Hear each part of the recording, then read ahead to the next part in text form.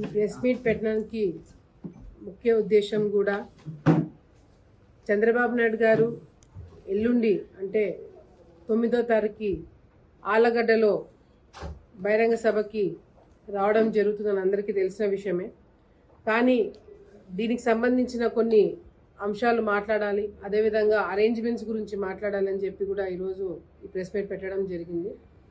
ముఖ్యంగా ఈరోజు మా అందరికీ చాలా చాలా చాలా చాలా సంతోషంగా ఉంది. ఈ ఉత్సాహాన్ని నిజంగా అంటే చంద్రబాబు నాయుడు గారికి ధన్యవాదాలు తెలియజేసుకుంటున్నాము. ముఖ్యంగా ఎందుకంటే చంద్రబాబు నాయుడు గారికి బెయిల్ వచ్చిన తర్వాత, ఆయన జైలు నుంచి బయటకు వచ్చిన తర్వాత మొదటి సభ, రాయలసీమలోనే మొదటి సభ, బహిరంగ సభ ఆలగడ్డలో ఎంచుకున్నందుకు నిజంగాంటే అదృష్టంగా భావిస్తున్నాము. ఎందుకంటే ఒక ప్రెస్టీజియస్ సభ, ఎంతో మంది రాయలసీమలో ఉన్న నాయకులందరూ కూడా ఆలగడ్డ వైపు చూసేలాగా ఈరోజు ఆలగడ్డలో సభ పెట్టాలని నిర్ణయించుకున్నందుకు నిజంగాంటే నాకు చాలా ఆనందంగా ఉంది. నాకే కాదు, తెలుగుదేశం పార్టీ కార్యకర్తలందరూ కూడా ఎప్పుడెప్పుడు చంద్రబాబు నాయుడు గారు ఆలగడ్డకు వస్తారు అని చెప్పి అనుకున్న వాళ్ళు ప్రతి ఒక్కరు కూడా ఈరోజు చాలా చాలా సంతోషంగా ఉన్నారు.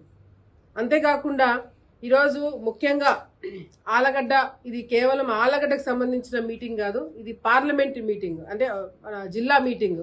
నంద్యాల జిల్లా మొత్తం కూడా కార్యకర్తలు అందరూ కూడా భారీ స్థాయిలో వచ్చి విజయవంతం చేయాల్సిన కార్యక్రమం ఇది. ఆలగడ్డలో ప్రెస్టేజ్గా, ముఖ్యంగా ఇక్కడ స్థానికంగా ఇక్కడ జరుగుతుంది కాబట్టి ఇది చాలా ప్రెస్టేజ్గా తీసుకోవడం జరుగుతుంది. మేమందరం కూడా ప్రతి ఒక్క విలేజ్, అంటే ప్రతి ఒక్క గ్రామ లీడర్లు, ప్రతి ఒక్క గ్రామము మండలం అందరి లీడర్లతో కూడా కూర్చొని మాట్లాడి దాదాపుగా 3 రోజుల నుంచి చర్చలన్నీ కూడా జరుగుతున్నాయి.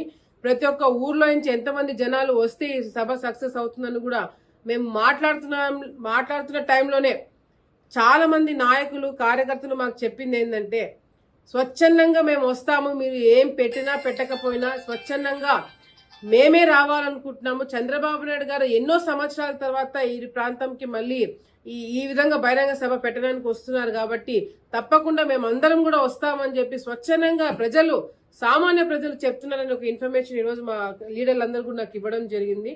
నిజంగా వాళ్ళందరూ కూడా నేను ధన్యవాదాలు తెలియజేసుకుంటున్నాను.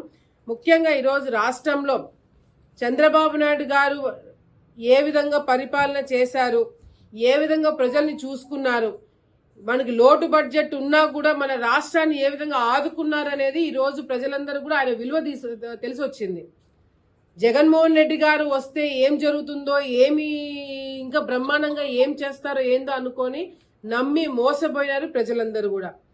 మళ్ళీ చంద్రబాబు నాయుడు గారి నాయకత్వం వస్తేనే మేము బాగుపడతామనే ఒక డెసిషన్ ఆల్రెడీ నిర్ణయం తీసేసుకున్నారు. ఎన్నికలకు మాత్రమే వీళ్ళు వెయిట్ చేస్తున్నారని చాలా స్పష్టంగా అర్థమవుతుంది. ఆలగడ్డలో జరిగే ఈ సభలో దాదాపుగా 1,00,000 మంది రావాలని చెప్పి కూడా మేమందరం కూడా అందరితో మాట్లాడి అందరూ కూడా గ్యాదర్ అవ్వడం జరుగుతుంది అన్ని తాలూకాల నుంచి. ముఖ్యంగా మహిళలు వచ్చే వాళ్ళకి ఎటువంటి ఇబ్బంది లేకుండా, వాళ్ళకి నిల్చోడానికి కానీ అటువంటి ఇబ్బంది లేకుండా దాదాపుగా 15,000 మంది కూర్చొని అనేటట్టుగా సీటింగ్ అరేంజ్ చేయడం జరుగుతుంది.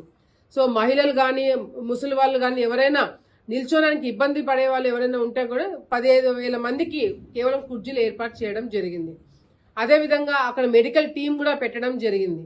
వెంటనే ఎవరైనా హెల్త్ ఇష్యూ వచ్చినా, లేకపోతే ఎవరైనా కళ్ళు తిరిగి పడిపోయినా, ఏదైనా ప్రాబ్లం వచ్చినా కూడా వెంటనే అందుబాటులో ఉండేటట్టుగా కూడా 2-3 డాక్టర్స్ ఉంటారు. అదేవిధంగా ఒక మెడికల్ టీం అనేది ఏర్పాటు చేయడం కూడా జరుగుతుందని చెప్పి కూడా సందర్భంగా తెలియజేసుకుంటున్నాం. ఏ విధంగా తప్పు చేయకుండా జైల్లో పెట్టారు అవన్నీ కూడా ఎవరు కూడా మర్చిపోము.